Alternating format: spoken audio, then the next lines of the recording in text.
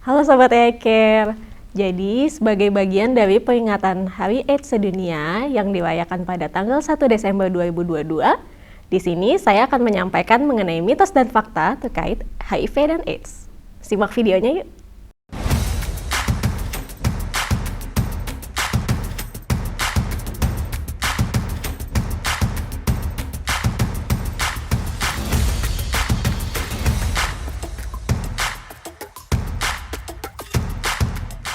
Infeksi HIV adalah penyakit yang terus menjadi masalah kesehatan global. Diperkirakan pada akhir tahun 2021, ada sekitar 38,4 juta orang yang hidup bersama HIV.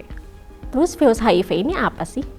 HIV atau Human Immunodeficiency Virus adalah virus yang menargetkan sistem kekebalan tubuh seseorang, sehingga pertahanan tubuh mereka menjadi lemah dalam melawan infeksi, terutama infeksi yang seharusnya bisa sembuh pada orang-orang biasa. Sampai saat ini, masih belum ada obat yang pasti bisa menyembuhkan virus HIV.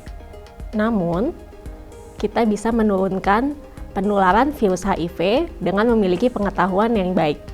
Di video kali ini, saya akan menyampaikan mana yang benar dan mana yang salah mengenai infeksi HIV/AIDS. Mitos pertama, punya HIV berarti punya AIDS. Benar atau salah? Jadi, jawabannya adalah mitos ya, Sobat EyeCare. Nah, jadi seperti yang sudah saya katakan tadi, HIV itu adalah virus yang menghancurkan sel imun tubuh, terutama CD4 yang membantu dalam melawan penyakit. Nah, AIDS itu adalah Acquired Immunodeficiency Syndrome, stadium lanjut dari infeksi HIV yang terutama muncul setelah bertahun-tahun bila infeksi HIV tidak diobati. Munculnya ini tergantung pada individunya. Biasanya, AIDS ini didiagnosa bila HIV sudah mencapai taraf tertentu.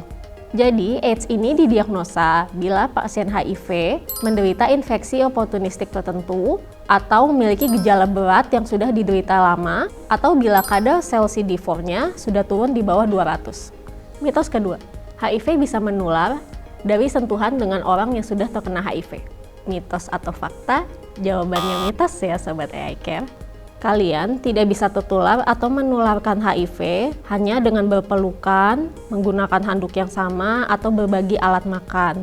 Jadi, kontak fisik sejenis tidak akan menularkan virus. Seseorang hanya bisa menularkan virus HIV dengan berkontak dengan cairan seperti darah, air susu ibu, cairan rektal, cairan sperma, dan cairan vagina dari orang yang sudah menderita HIV.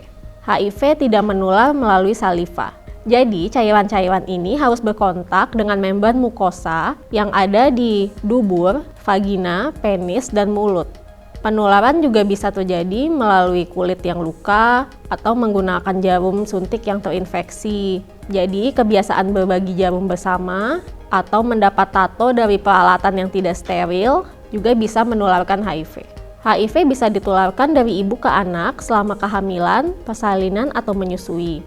Namun, dengan majunya pencegahan dan pengobatan HIV sekarang, hal ini lebih jarang terjadi. 3. HIV bisa menular melalui makanan dan minuman. Ini juga mitos ya Sobat EyeCare. Virus HIV tidak bisa bertahan lama di lingkungan luar, dan virus HIV juga tidak bisa bertahan di dalam air.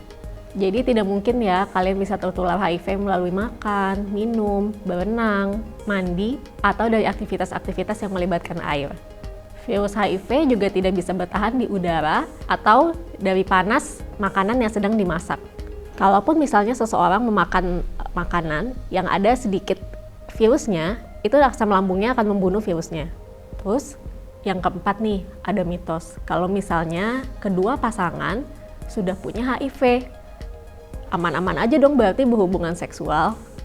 Nah, ini mitos ya Sobat EyeCare. Hanya karena kamu dan pasangan sama-sama punya HIV, bukan berarti kalian aman berhubungan seksual. Bisa saja salah satu dari pasangan itu punya strain virus yang berbeda. Kalau misalnya tidak menggunakan pelindung atau kontrasepsi selama berhubungan dan tidak rutin melakukan pengobatan, bisa saja kedua belah pasangan ini saling menginfeksi satu sama lain lagi, sehingga bisa terjadi superinfeksi HIV yang akan memperburuk komplikasi dan mempersulit pengobatan. Pengobatan saat ini sudah bisa menurunkan kadar virus di dalam tubuh. Jadi untuk orang-orang yang sudah terinfeksi HIV, pengobatan yang rutin harus selalu dijalani.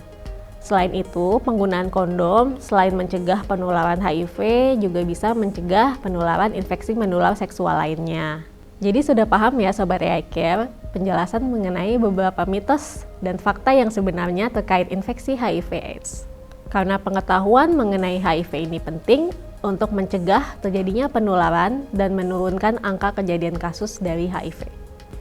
Jadi Sobat AI Care di sini yang ternyata sudah terdiagnosis oleh HIV, jangan bersedih, karena sekarang akses untuk mendapat pengobatan di fasilitas kesehatan sudah banyak, sudah lebih baik dari sebelum-sebelumnya. Selain itu, ada banyak juga komunitas bagi sesama ODIF untuk merangkul kalian.